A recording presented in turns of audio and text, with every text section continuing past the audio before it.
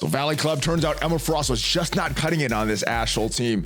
Not as good as the devs wanted. So as was announced earlier this week, Astral team is getting a rework. In this video, we're going to cover the major rework for Emma Frost and the minor reworks for Ancient One and the new Shadow King. If you're ready for all of that to see what changes are coming to Astral team, then you know what to do, Valley Club. Find that like button and let's go smash it. And welcome back to the Valley Flame channel. I am Valley Flame. I hope you're having an excellent day. I hope your weekend is going well, and I hope you have unlocked Shadow King and are pushing for more and more stars on him. But in this video, we're going to talk about the Astral team and the rework. Shadow King got a rework, Ancient One got a rework, and some major changes coming to the Emma Frost, the X-Men version of Emma Frost. And if you do get some value from this video, hit that like button, hit that subscribe button, and ring that notification bell so you know as soon as a new video goes up on the channel. We have at least 5 Marvel Strike Force videos every single week on this channel. But let's move forward with these Astral team changes, starting with Emma Frost. And what this says is, Commanders, we've received feedback from the community about the disappointment of Emma Frost X-Men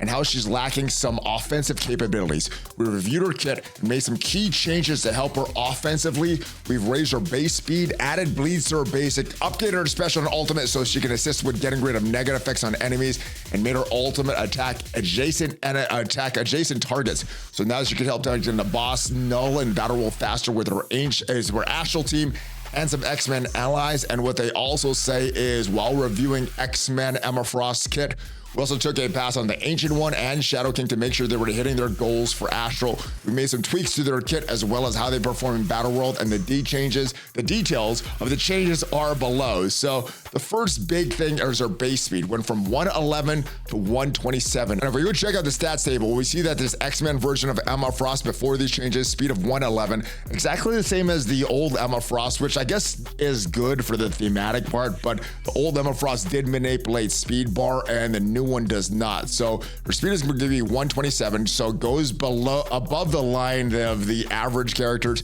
It goes all the way up here, and 127 characters are pretty fast. So these are characters like Vulture, one of the faster characters in the game, Vol, Spider Weaver, Spider-Man 2099, Rogue, Northstar, Mephisto, Lady Deathstrike, Human Torch, Hank Pym has that 127 speed. So does Gwenpool, Ghost Rider, Captain Marvel, Blade, Black Panther, 1MM, and Archangel. All of them will have the same speed now. So Emma Frost got a lot better. Her basic also got a small change. It's still going to attack the primary target for 270% damage, but now it's going to apply 2 bleeds. And each bleed will have the character take damage equal to the percentage of the source character's damage for each turn. So she's going to stack 2 bleeds in addition to the damage she already does. Also, she's still going to do the regeneration, additional regeneration for 1 to the most injured ally, and she's going to bury herself for 10% of this character's max health. And as usual, this part is going to stay. When forced to attack an ally, this character deals less damage to Astral characters. The special got a big change. First thing is going to clear all barrier on all enemies, and in that Null fight, very, very important, because Null has a huge pool of health and he's going to gain a lot of barrier. And if all you're doing is damaging that barrier, well, Null's actual health is not going down.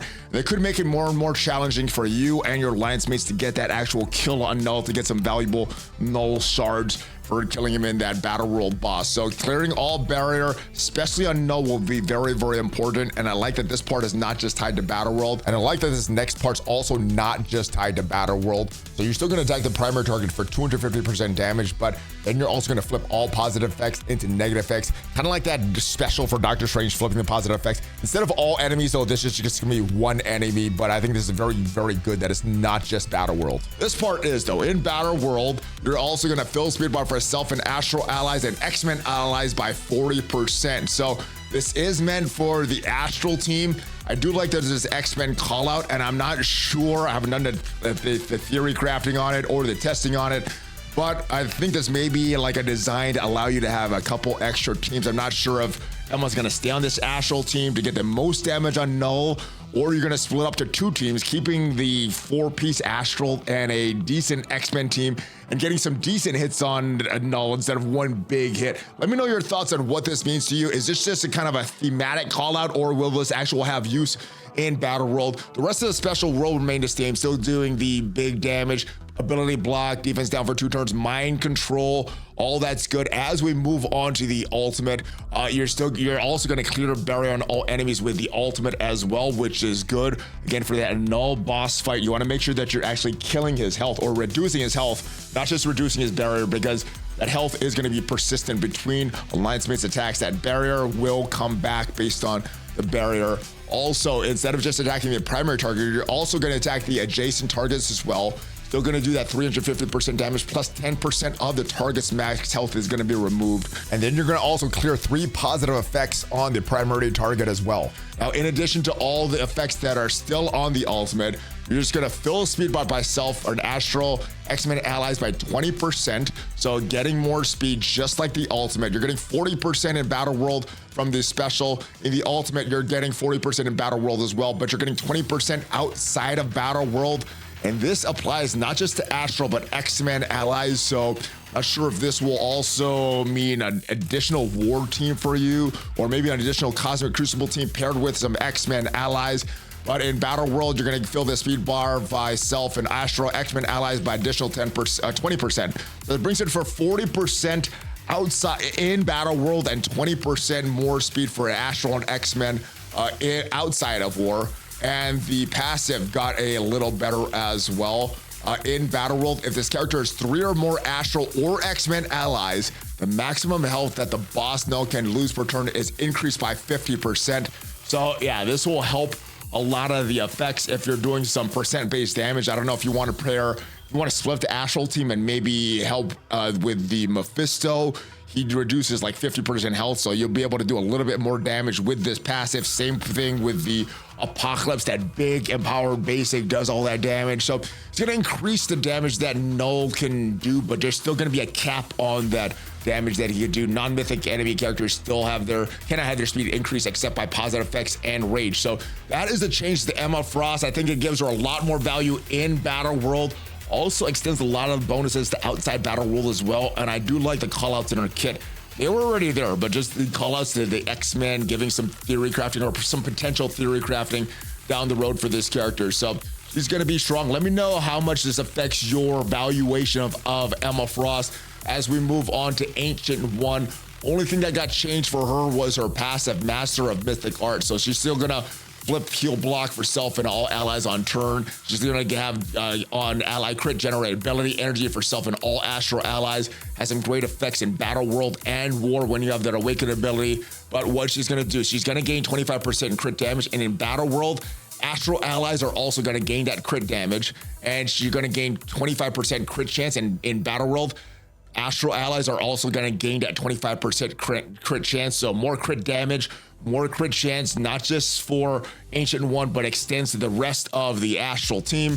And Shadow King, the big new legendary character. And as of me recording this, the event has not begun yet. So Shadow King, another character, he's getting a rework before he's even released. Now this video is being released after the Shadow King event is live, but as of me recording this, we still have a few more minutes until the Shadow King event begins. The full passive is going to be very, very effective against that null boss in Battle World, and it fully reads on spawn, gain possessed and clear possessed from all allies with this character, or when any Astral ally has possessed at the end of that character's turn, or when any non-summon ally uses their ultimate ability, clear barrier from the most injured enemy. And in the case of Null, when he's the only boss there, well, he's gonna clear all that barrier. So possessed Shadow King, very, very important to doing that max damage on Null.